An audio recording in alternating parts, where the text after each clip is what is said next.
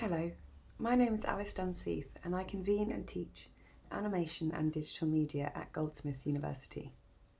I also direct and create animated commercials and my own short films and multiscreen video installations. Before I began lecturing, I worked on animated feature films and movie title sequences. Today I'm going to talk to you about the art of storyboarding. We'll discuss what they are, how you make one, where they're used, and what we'll do in the session together. So what are storyboards? Storyboards are a collection of shots or illustrations that help you to preview a visual project before you begin to create the real shots. They work as a guide for how the finished project will look. They're a bit like a comic book, but also not quite. Some filmmakers, particularly in the animation world, consider them the most crucial part of the filmmaking process. They are essential for TV, movies, commercials, video games, animations, and even helpful for a video you might want to post on social media.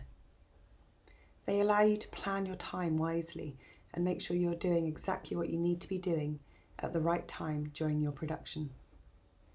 Obviously, plans can change, but having some sort of framework in place can help your production move in the right direction and also make the process easier for anyone who'll be working with you, such as the actors, camera crew, lighting, sound designers, musicians, art department, animators, special effects artists, and so on. They allow you to rough out all the animation and easily make changes in draft form rather than having to reshoot, reanimate, or rebuild full shots, which can be hugely frustrating and, on a practical note, waste lots of your time and maybe money. This is particularly helpful if you're working with a client who might change their mind many times along the way. Basically, their goal is to be able to plan out your shots so you can explore different methods of execution without wasting precious time and resources. So how do you make one? All you need to make a storyboard is any software that has a pen tool, such as Photoshop, Animate, Procreate, Boards, Storyboarder, and a computer and a graphics tablet, or even just a pen and paper. Storyboards don't have to be incredibly detailed and have it all worked out. Often, early rough drafts might just very simply block out the action and resemble a theatre performance more than a piece of cinema. However, they have the potential to hold a lot more information than that. Even if your film or project doesn't have a fixed narrative or dialogue, a script can be a useful thing to do before a storyboard to rough cut your film. Scripts can be used for descriptive action as well as dialogue. You can then go through the script and break it down visually to create your storyboard. You could even create one from a shot list if your film has one. Storyboards are usually rectangular to represent the camera frame, but if you are creating something with different dimensions, you would want to adjust your storyboard accordingly. Once you've confirmed the dimensions you're working in, then you can begin. A storyboard should depict where the characters or objects are in relation to one another and the setting that they are in. Composition, lighting, action, editing, and camera moves can all be explained in a storyboard.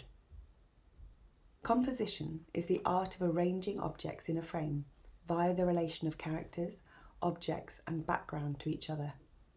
It is about presenting space. It is about telling a story through imagery. The arrangement of your objects and actors or characters in a frame help you to do this, usually emphasizing some objects and de-emphasizing others in a variety of different ways. Composition is an essential part of cinematography. It allows us to instantly convey information and subtext. By controlling the angles, distance between our characters, or significant props, we can instantly and intuitively clue our audience in on the deeper meaning of a scene, or even the whole film. Composition is all about the viewer and where you want their attention to be. The first step to learning about composition for film is learning about different shot types and how to use them so they relate to the action or emotion that you're trying to convey on the screen. The first is the rule of thirds. The rule of thirds is the most common camera framing technique used in film or photography. It is about positioning the character to show their relation to other elements in the scene. Number 2, balance and symmetry. Shooting a perfectly symmetrical shot breaks the rule of thirds. It is used for very specific reasons, usually to draw attention to a character or event. Wes Anderson is one of the most well-known modern directors to use this technique. Number 3, leading the focal point. As a director, you can choose where you want the focal point to be in your frame, by careful consideration of the foreground, middle ground, and background.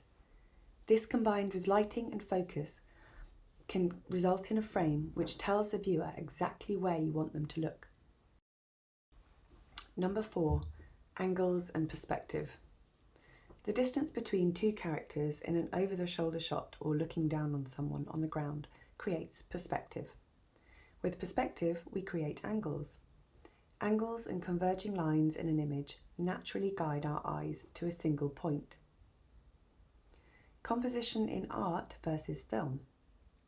Composition in art and film are very similar, and both factors for you to keep in mind when thinking about your own film compositions and storyboards.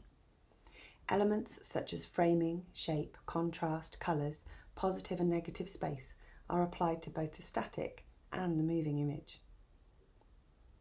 Contrast. Contrast is the measure of the difference between two elements. It's very important because we see by comparison.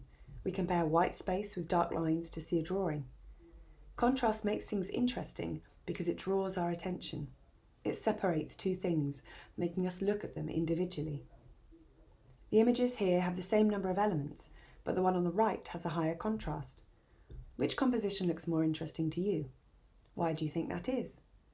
You can play with any type of contrast. Contrast in scale, big versus small, materials, shiny versus matte, colour, bold versus dull, and make it fit your desired theme or emotion. Rhythm is another important thing to consider. We often say composition is about the arrangement of the elements, their position towards each other.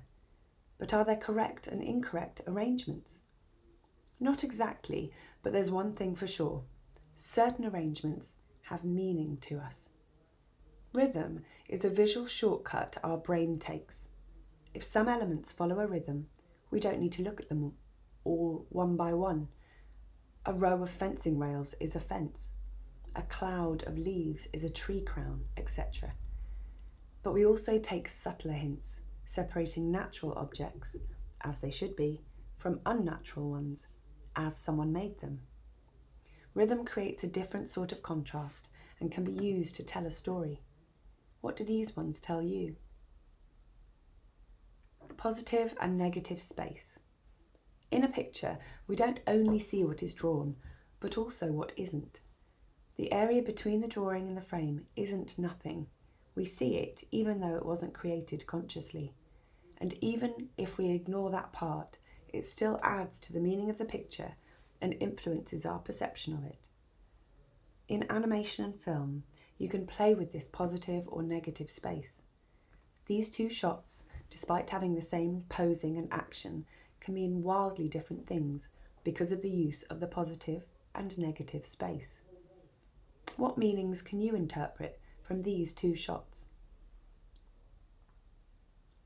As your storyboards get more advanced and you have considered the composition, lighting and action, you will also be working out if you're going to use a long shot, a close-up, extreme close-up, or point of view. You can then consider adding arrows to show where the character is moving, as well as camera moves such as panning and tilting.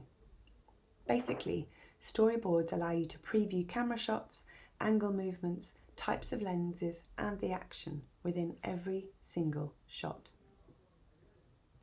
You can even turn your storyboard into an animatic if you want an even more detailed depiction of the outcome.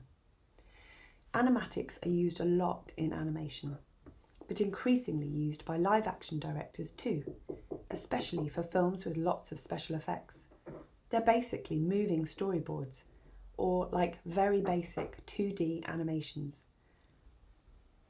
Now you've got a good understanding of what storyboards can be used for, I'm going to talk to you about what we'll do in the session. Firstly, we'll create a storyboard based on a sample script or your own story if you have one ready to go. Secondly, I will show you an example shot breakdown and I will ask you to storyboard it in a totally different way. Thirdly, we'll go back to your first storyboard and we will recreate it using all the skills you learnt in exercise number 2. I really look forward to seeing what you create.